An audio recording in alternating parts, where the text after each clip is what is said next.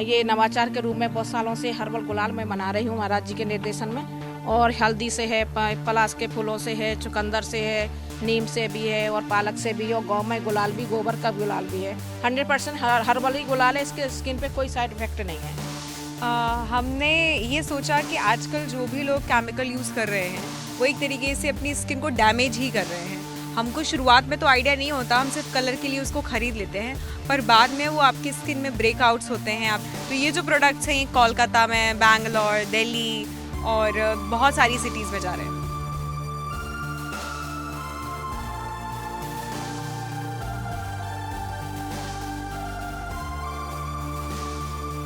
ग्वालियर की आदर्श गौशाला अब नए नए इतिहास रच रही है और इसी के तहत अब देखेंगे कि ग्वालियर की आदर्श गौशाला में हर्बल रंग तैयार किए जा रहे हैं। आपको पहले रंग दिखाते हैं। ये देखिए, ये रंग तैयार किए जा रहे हैं। ये गोबर है, उसके साथ ही अलग अलग सब्जियां हैं, उससे ये रंग बनाए जा रहे हैं। उसके बाद यहाँ पर पहुंचेंगे तो आप देखिए, चुकंदर है, पालक है, फूल है, नीम की पत्तियां, और उससे ये जो कलर्स है वो तैयार किए गए हैं। उसके साथ में चुकंदर का आपको पेस्ट भी मिल जाएगा। तो इस तरह का ये एक नया नवाचार करने की कोशिश आदर्श गौशाला में है, क्योंकि इसमें जो गौवंश है उसकी संख्या लगभग 10,000 से ज्यादा है।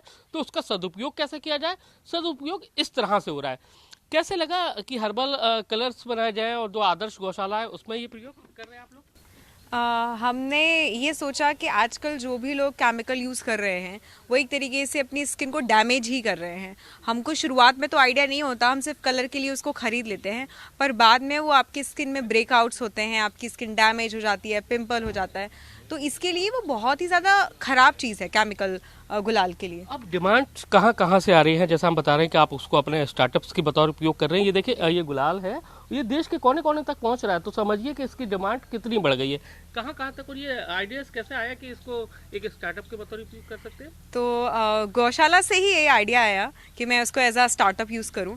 हमेशा से एज अ एंटरप्रेन्योर का था कि कुछ करना है, तो फिर बाबा जी से समझा और सुना कि क्यों ना सस्टेनेबिलिटी पे काम किया जाए, इन्वायरमेंट फ्रेंडली प्रोडक्ट्स पे काम किया जाए। तो ये जो प्रोडक्ट्स हैं कोलकाता में, बैंगलोर, दिल्ली और बहुत सारी सिटीज़ में जा रहे हैं। आप तो मॉडलिंग करते थे, लेकिन कहाँ से गौशाला में आगे क्या हुआ एकदम से परिवर्तन जीवन में? परिवर्तन जब संतों के सानिध्य में आप आ जाते हो तो आपका जीवन परिवर्तित हो ही जाता है। तो और भी किस तरह के ये जो कलर्स दिख रहे हैं, कैसे तैयार किए आप लोगों ने? ये मेरे नवाचार कुछ ना कुछ मेरी संस्था की तरफ से चलता रहता है। तो मैंने ये नवाचार के रूप में बहुत सालों से हर्बल गुलाल मैं बना रही हूँ महाराज जी के निर्देशन में। और हल्दी से है, पलाश के फूलों से है, चुकंदर से है, नीम से भी है और पालक से भी, और गौ में गुलाल भी, गोबर का गुलाल भी है। तो ये साथ में स्टार्च रहता है। और यहाँ जो जैविक खेती हो रही है वो ये अर्चना दीदी कर रही है, उनकी एक ले रहे हैं चुकंदर और जो चीज़ें वो इसके अंदर अपन ने यूज की, और ये नेचुरल तरीके से पूरा 100% हर्बल ही गुलाल है, इसके स्किन पे कोई साइड इफेक्ट नहीं है। तो सबसे खास बात यह है कि जो सब्जियों का जो उपयोग किया जा रहा है वो ऑर्गेनिक है, और उसकी खेती किसने की है? अर्चना जी ने की है। अर्चना जी, कैसे ये ख्याल आया आपको? आप भी एक बड़े संस्थान में थे, छोड़ छाड़ के फिर इधर आ गए और फिर एक नया कुछ करने के? क्योंकि शांति इसी में है। जो नेचर जो देता है, ज़मीन से जब निकलती है तो उसमें बहुत माइंड रिलैक्स रहता है। माइंड रिलैक्स के लिए काम हम करते हैं। तो अब मैं महाराज जी से बात कर लेते हैं, क्योंकि महाराज जी की ही सब देखरेख में हो रहा है। क्योंकि महाराज जी, क्या कहेंगे, ये नवाचार जो किया जा रहा है, क्या इसका उद्देश्य है और आगे किस तरह से लोगों को के बीच में जाना है? हम प्रकृति से जुड़े और नेचर को नर्चर करें, इसी भाव को लेके यह आदर्श गौशाला अपने नित्य नए नवाचारों ले जाती है।